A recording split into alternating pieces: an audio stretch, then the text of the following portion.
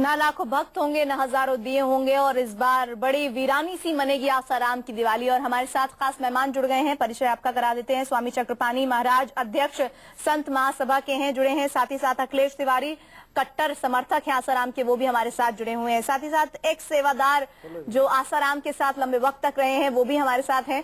आप सभी खास मेहमानों का बहुत बहुत स्वागत है। शुरुआत जो पूर्व सेवादार हैं आपसे मैं करना चाहूंगी। आप चूंकि लंबे वक्त तक आसाराम के साथ रहे हैं, अब तो इस बार आसाराम की दिवाली काली होने जा रही है क्योंकि वो जेल के भीतर रहे, उनका एक तरह से दिवाला निकल गया है। लेकिन जब आप उनके साथ थे तो कैसे मनाते थे आसाराम दिवाली? आसाराम जी भंडारे के नाम पे दिवाली के समय में बहुत सारा पैसा लोगों से इकट्ठा किया करते थे और लोगों को दिखाते कुछ थे, देते कुछ थे। वहां से आदिवासियों को वो बोला करते थे यहाँ पर आ जाइए, और आदिवासी 15-15 किलोमीटर तक पैदल आते थे वहां पर। और उसके बाद उसमें से 2-3 हजार आदिवासियों को खाना सबको दिया जाता था, लेकिन च्यवनप्राश, कंबल और कुछ चटाइयां वगैरह वो सिर्फ जब फोटो खिंचवाने के लिए आसपास के गिने हुए लोगों को दी जाते थे। और हमें अच्छी तरह याद है, छोटी सी गाड़ी थी, एक ट्रक 407, उसमें भर के जाते थे।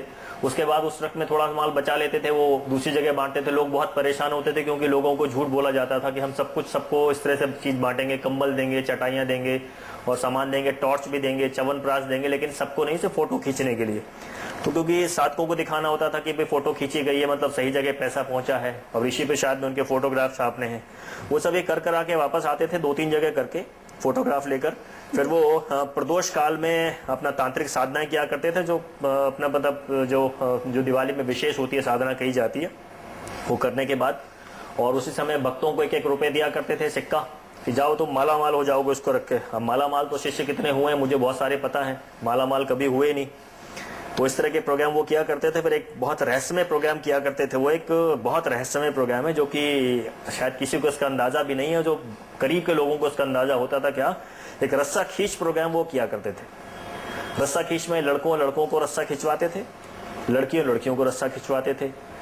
लड़कियों का जो ग्रुप जीत जाता था, वो लड़कियां हस्तपुष्ट होती थी, मजबूत लड़कियां होती थी, उन लड़कियों को वो अपने प्रदोष काल की साधना के बाद इस्तेमाल किया करते थे। मतलब उस साधना के बाद वो अफीम का बहुत ज्यादा सेवन करते थे, क्योंकि हमें तो अच्छी तरह याद है वो समय वो ज्यादा डोज मांगते थे। हमें तो ये पता भी नहीं था उस समय ये अफीम है, हम तो दे देते थे दवाई समझ के।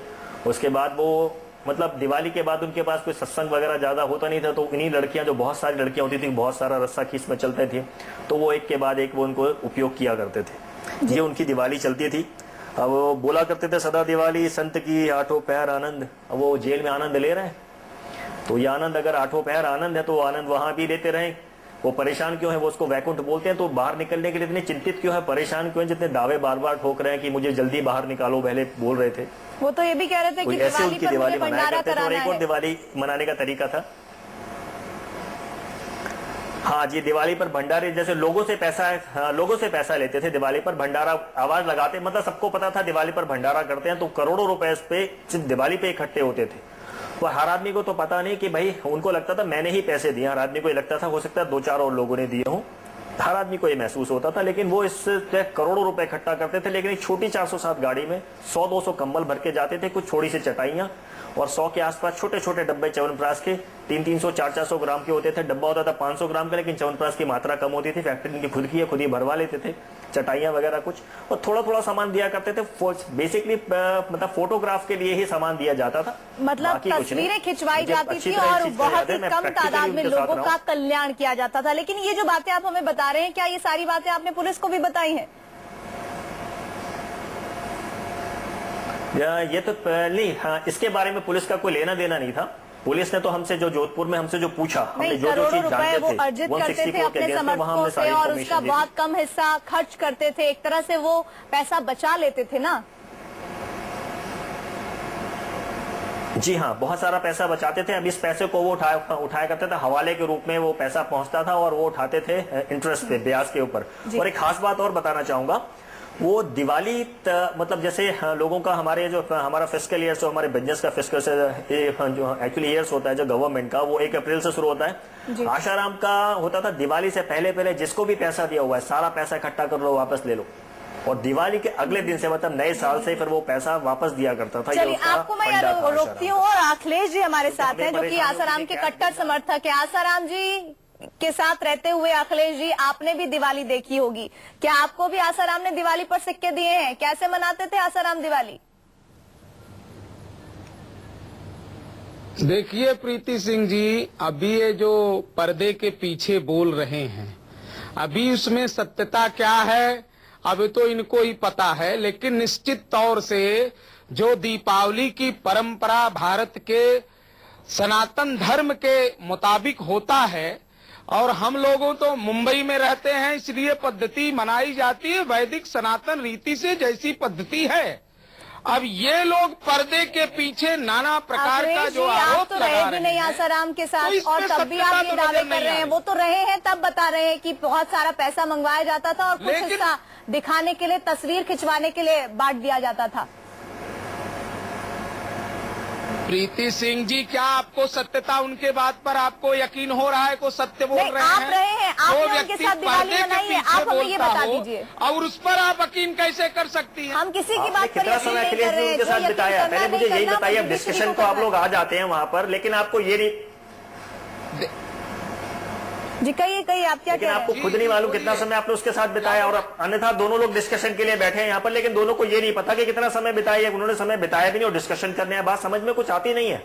अरे आप कैसे बिताए, क्या प्रमाण देंगे? आप बिताए हैं कि नहीं बिताए हैं? आप पर्दे के पीछे छिप करके आप किसी संत व्यक्ति के आचरण पर प्रश्न चिन्ह लगा रहे हैं। स्वयं आप संशय के पात्र हैं। आसाराम अभी भी सर, मेरा नाम राहुल भाई है, आसाराम का पीए रहा हूँ। अगर आप बहुत पुराने साधक है तो मेरे नाम से जरूर पहचानते होंगे और मेरी आवाज भी पहचान रहे होंगे। आश्रम का हर आदमी मेरी आवाज पहचानता है और पुराने साधक भी हर आदमी मेरी आवाज पहचानते हैं। और आप भी अगर पुराने साधक होंगे तो निश्चित मेरी आवाज पहचान रहे होंगे। मेरा नाम राहुल भाई है, ये आप समझ जाइए, किसी को मुझे दिखाने की जरूरत नहीं। ये तो आसाराम का डर है, क्योंकि मेरे पीछे आज भी आदमी लगे हुए हैं। आज मेरे को आदमियों ने मतलब मेरे को धमकी मेरे को लगातार आ रही है, मेरे को मारने की कोशिश की आज लोगों ने मुझे। आप ही लोगों के लोग होंगे, वो गाड़ी का नंबर भी मेरे पास है। मेरे को खतरा बहुत ज्यादा है। जिस प्रकार से आप लोग कोई खतरा नहीं है, रिकॉर्डिंग है मेरे पास, कोई खतरा नहीं है, ये बहाना है, रिकॉर्डिंग है। किसी संत के आचरण को नहीं जानते, हम उसकी एक पॉलिसी जानते हैं सर। आप जैसे मर्डर होते हैं, मर्डर। आप बार संत बोल रहे हैं, यानी अभी भी आप ये मान रहे हैं कि आसाराम ने कोई अपराध नहीं किया। हम उन्हें दोषी नहीं करार दे रहे हैं, लेकिन कम से कम ये तो मानिए कि वो आरोपी है। आप तो उन्हें बार संत कहे जा रहे हैं। क्या आपको नहीं पता कि संत का चरित्र चेहरा कैसा होता है? देखिए बहन, मैं कह रहा हूं कि जो उन पर आरोप लगाया, न तो मैं जज हूं न तो आप हैं। निश्चित तौर से भारत की न्याय व्यवस्था में अगर वो दोषी हैं तो उनको सजा मिलेगी। अब आज नहीं कल तो निश्चित तौर से दूध का दूध पानी का पानी होएगा ही। लेकिन जहां तक आरोप लगा करके पर्दे के पीछे चैनलों पर आकर के लोग बोल रहे हैं, लेकिन अखिलेश जी, आपने मेरे मूल प्रश्न का उत्तर नहीं दिया। चलिए मैं चक्रपाणी जी के पास जाना चाहती हूँ। चक्रपाणी जी, दिवाली पर एक बड़ा हिस्सा इकट्ठा किया जाता था पैसे के रूप में, और उसके बाद कुछ कंबल, चटाई, च्यवनप्राश और इस तरह की छोटी मोटी चीजें तस्वीरें खिंचवाने के लिए आसाराम बांट दिए जाते थे। ये उन पर आरोप है, आप क्या कहेंगे? देखो, ऐसा है प्रीति जी कि सबसे पहले तो जो अभी जिस बंधु बैठे हुए राहुल भाई जी बता रहे हैं कि, और जो पर्दे के पीछे बैठ करके कि अपना चेहरा नहीं दिखाते हुए बता रहे हैं कि किस प्रकार से क्या हुआ, और बता रहे हैं कि हमें बहुत खतरा है। मैं बताना चाहता हूं राहुल भाई को कि राहुल गांधी जी से खतरा राहुल भाई को नहीं, राहुल गांधी के इतना खतरा नहीं है। लेकिन राहुल गांधी खुद अपना चेहरा दिखाकर पूरे देश को अपना संदेश दे देते हैं। लेकिन राहुल भाई आप चेहरा